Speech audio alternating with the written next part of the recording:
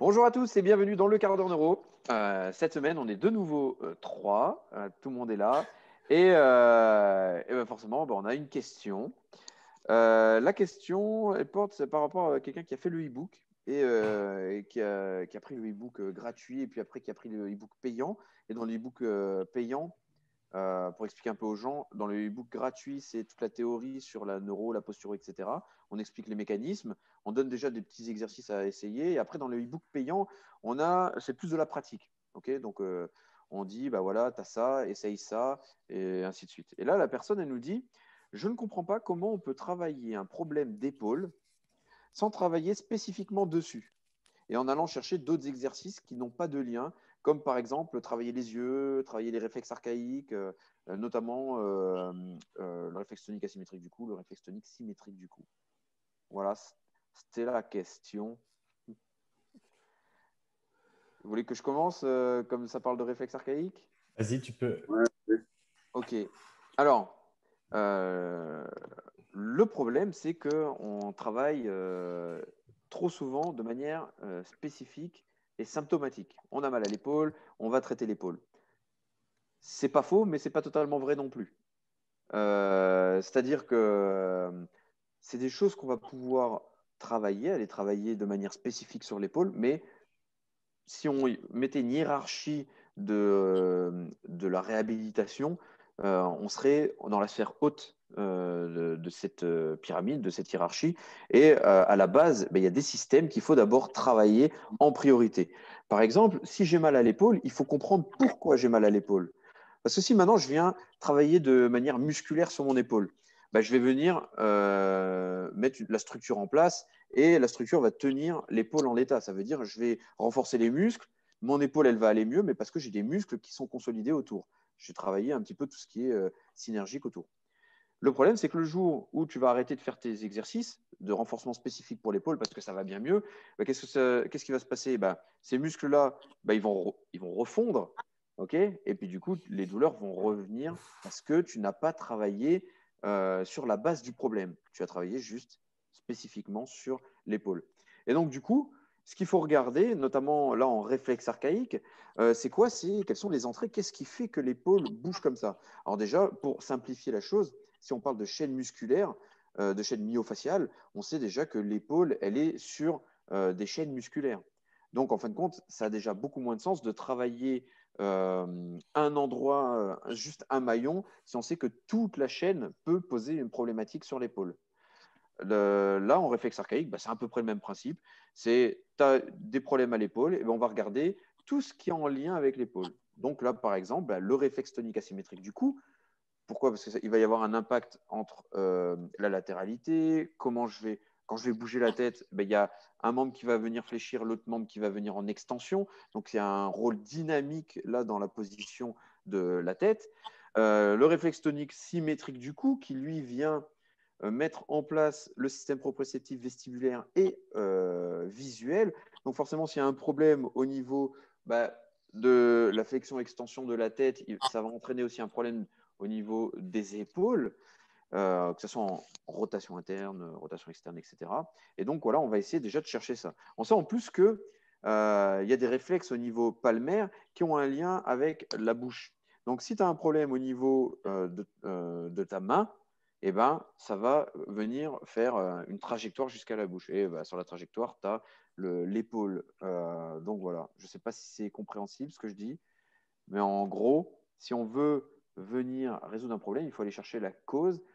Les réflexes archaïques, c'est ce qu'on développe en premier, c'est primaire dans notre développement. On va venir développer plein de choses au niveau sensoriel, sensorimotrice, et c'est ça qui va mettre en place l'épaule. Par exemple, l'articulation de l'épaule se met en place quand l'enfant développe son réflexe tonique symétrique du cou, quand il commence à marcher à quatre pattes. Et donc voilà, c'est ça qui va venir développer toute la musculature autour de l'épaule. Donc il va falloir plutôt adopter des stratégies qui vont être du coup plus globales, mais elles seront primaires, plutôt que des stratégies spécifiques en venant chercher le symptomatique. Enfin. Bien, bravo. À la semaine prochaine. C'est à la fois compliqué de l'expliquer de manière vulgarisée, mais je pense que là, vous allez pouvoir peut-être expliquer avec le visuel, le côté cervelé, le tronc cérébral et tout différemment, les En gars? fait, il y a un truc, c'est qu'on se concentre beaucoup sur le volontaire, le mouvement volontaire. Sauf qu'il y a un truc qu'on oublie beaucoup, c'est tout ce qui est force réflexive, c'est-à-dire la stabilisation réflexe. On sait que cette stabilisation réflexe, elle passe par le tronc cérébral, et tu as différents nerfs dedans, etc. Et que cette stabilisation réflexe, et ce qui passe par le tronc cérébral va réguler à la fois le tonus musculaire et aussi le tonus agoniste-antagoniste. Du coup, en faisant des mouvements, en te concentrant sur l'articulation, etc., tu passes par la boucle volontaire, qui, avec rétrocontrôle cervelé, etc. La boucle qui est celle du réflexe, on va dire, et de la force réflexive, elle est tout autre. Ce qui veut dire qu'en travaillant à l'autre côté du corps, par exemple sur l'articulation totalement opposée, c'est-à-dire la hanche gauche, tu peux avoir un effet sur la stabilisation et donc le tonus agoniste-antagoniste et la tension musculaire, on va dire, au niveau de l'épaule droite. Donc il y a des liens, ils sont montrés dans la littérature, etc., au niveau de l'épaule. Pourquoi est-ce que en ne travaillant pas l'épaule, on améliore? Et c'est un peu la même idée que les gens ont peut-être du mal à comprendre de travail qu'on retrouve en ostéopathie, par exemple. Voilà. Bon, je vais être beaucoup plus synthétique que vous. Je vous ai déjà pas mal dit, mais alors là, je ne vais pas parler forcément de l'épaule, réflexe tonique asymétrique du coup, mais je vais parler de manière générale. Déjà, qui t'a dit que parce que tu as mal à l'épaule, il faut que tu travailles l'épaule? C'est pas parce que tout le monde le fait qu'il faut le faire. C'est aussi simple que ça, tu vois. C'est qu'à un moment donné, aujourd'hui, notamment dans plein de sports, il y a tout le temps, enfin pas tout le temps, mais allez, je dirais un 70 ou 70%, voire 75% des gens qui ont des douleurs d'épaule. Et pourtant, Dieu sait qu'ils font de la réhabilitation, rééducation, renforcement musculaire au niveau de l'épaule. Mais tu as toujours mal parce que tu fais tout le temps la même chose. Donc peut-être qu'à force de te faire tout le temps la même chose, ben, tu sais, Einstein, il disait toujours, en plus, c'était marrant parce que j'aime tellement la phrase que j'ai mise sur mon site internet, tu vois. C'est la folie, c'est de faire tout le temps la même chose et de s'attendre à un résultat différent. Donc, à un moment donné, si tout le monde s'occupe que de l'épaule pour réhabiliter son épaule, ben, regarde, essaie de faire autre chose, tout simplement. Ça, c'est l'analogie qu'on prend des fois avec, assez basique d'une maison. Si ton toit, il tombe, ben, pourquoi? Regarde le toit, mais regarde d'abord les fondations. Si ça se trouve, c'est tes fondations qui sont pourrables. Et du coup, travaille d'abord là-dessus et après, tu peux réparer ton toit. Et c'est un petit peu ça. Bon, la seule chose que je veux dire par là, c'est que pense autrement. C'est-à-dire qu'à un moment donné, si tu vois que quelque chose ne marche pas, teste autre chose. Et ce n'est pas parce que tout le monde travaille l'épaule quand tu as mal à l'épaule qu'il faut aller l'épaule. Pareil pour la cheville. Ce n'est pas parce que tu as un problème de mobilité de cheville qu'il faut aller chercher que la cheville. On va peut-être voir d'autres étages. Après, ça peut marcher. Hein. Ah ouais, j'ai pas Mais dit le contraire. le truc, Ah, c'est c'est clair. que mais dans ce qu'on utilise, en fait, le fait de cibler l'épaule sur du mouvement, etc., c'est du proprioceptif.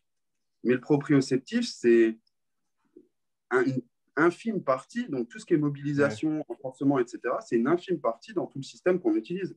Il y a du vestibulaire, il y a tout ce qui est visuel, il y a plein de choses en fait qui rentrent en compte.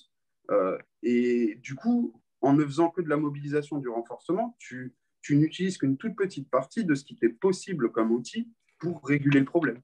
c'est ça. Et quand on l'utilise, on sait pourquoi. Et comme tu l'as dit, ça peut être sur la même articulation. Donc, en l'occurrence, peut-être l'épaule aller sur l'épaule, mais peut-être aller sur la hanche, comme tu l'as dit, la hanche opposée. On, Mmh. on travaille sur le même système finalement, donc c'est la proprio, mais on sait pourquoi et quelles stratégies vont arriver derrière. Ouais, Donc, bien sûr, parce qu'on utilise beaucoup la mobilité. ah ouais, ouais, c'est top, c'est top. Ça marche très très bien, hein. Mais on essaye juste de réfléchir pourquoi est-ce qu'on utilise la mobilité sur cette articulation-là à ce moment-là. Et du coup, la mobilité rentre dans ce que nous on appelle la proprioception. Mais le fait de faire du voodoo floss, c'est-à-dire mettre une bande de compression, c'est aussi de la proprioception par les barorécepteurs. Mettre du chaud sur l'articulation et mobiliser avec du chaud, c'est aussi de la proprio par les thermorécepteurs, etc., etc. Et la mobilisation, le renforcement en amplitude, etc., ça passe par les mécanorécepteurs qui font aussi partie de la proprioception. Voilà. Yes. Et je pense que c'est important quand on est dans cette démarche d'accompagner les gens en réathlétisation, en réhabilitation, peu importe, euh, d'aller chercher, de reprendre ces bouquins de base en anat, en bioméca, mais aussi d'aller regarder en neuroanatomie, voir comment le cerveau crée le mouvement, comment il régule les trucs, parce que là, tu parlais de stabilité réflexe tout à l'heure, et il y a aussi tout ce qui est les réflexes liés au système vestibulaire qu'il va falloir aller checker dans ce genre de problématique au niveau de l'épaule. Donc voilà, il y a plein de trucs, il y a plein de trucs à regarder, et souvent, on est limité par une méthodologie. On manque d'outils. Donc voilà, il faut juste s'ouvrir un petit peu plus l'esprit là-dessus et puis essayer de regarder un petit peu ce qui se passe ailleurs. Donc voilà. Et c'est pour ça que dans le e-book, notamment, on le montre sur des tests bioméca. Par exemple, je vais tester la mobilité de l'épaule en rotation interne, en rotation externe, par exemple. Je vais tester un mouvement qui n'a rien à voir avec l'épaule et je vais voir quel impact c'est. C'est essayer d'allumer une lumière chez les gens pour comprendre que voilà, il n'y a pas que de venir travailler dessus. Alors c'est sûr que ça va marcher, mais si voilà, à un moment, il va falloir user d'autres stratégies, surtout si ça devient chronique, si à chaque fois, tous les ans, il faut retourner chez le kiné pour refaire son épaule, c'est qu'il y a un problème autre. Il va falloir aller chercher. Bah, c'est ça. Et notamment en chronique, quand tu dis ça, c'est que si tu as tout le temps pour la même raison, c'est que, encore une fois, c'est qu'il y a quelque chose qui ne va pas. Et pourtant, si tu as beaucoup fait de rééducation dessus et que ça ne change toujours pas. Et puis, il y avait une citation que j'avais vue, j'ai déjà cité, mais je ne sais plus d'où elle vient. C'est rarement le criminel qui crie, c'est tout le temps la victime. C'est rarement la victime. Non, c'est ça. Ouais, voilà, c'est ça. J'ai bugué, mais tu as compris. Merci, Romain. Mais c'est ça. Et du coup, c'est pas parce que l'épaule est crie que c'est l'épaule qui est douloureuse. Ouais, c'est ça. C'est la victime, qui a vraiment mal. Ouais. Oh, j'ai eu du mal à le dire, mais c'est pas grave. Ça fait la du direct. C'est le stress. Et puis la deuxième citation que tu as dit, tu ne l'as pas citée en tant que telle, mais tu l'as juste dit, c'est Einstein. Hein, à partir du moment où tu fais toujours la même chose et que ça ne marche pas, change. Donc voilà. J'ai partagé une publication en début de semaine dernière sur une personne qui est venue me voir, donc tendinite chronique au niveau de l'épaule, complètement limitée. On fait travailler un mouvement de réflexe archaïque qui est lié au cou, au cou et à l'épaule. Et là, on relâche tout. Donc voilà, il ne faut pas se limiter à des trucs qu'on travaille. Alors en parallèle, on travaille, il est suivi par le kiné qui fait un certain travail. Et moi, en parallèle, je suis sur la partie réflexe archaïque neuro. Et donc, mis bout à bout, une fois qu'on a regagné de la mobilité en faisant un exercice qui bouge, là, on va venir retravailler sur du spécifique pour renforcer. Voilà. Ouais, c'est bien ce que tu dis. C'est un travail d'équipe parce qu'au final, cette nouvelle amplitude, il va falloir la travailler. C'est ça. Il faut la renforcer tout de suite. Il faut la retravailler. Et c'est là où le travail du kiné, du prépa physique rentre en compte aussi. De toute façon, on dit toujours use it to lose it. À un moment donné, tu gagnes une amplitude et que tu n'utilises jamais. En gros, ton cerveau va dire elle ne me sert à rien. Donc à un moment donné, tu ne vas pas le perdre. Donc gagne-la, travaille-la et entretiens-la. On est tout bon? Yes. C'est pas mal. En tout cas, on vous remercie. On vous proposera des stratégies mercredi dans la pratique neuro en lien avec ce quart d'heure neuro. Avec l'épaule, du coup. Mais indirectement à l'épaule. Mais ouais. Ok, allez. Ça marche. Bye, à bientôt. Ciao, ciao. Salut. Salut.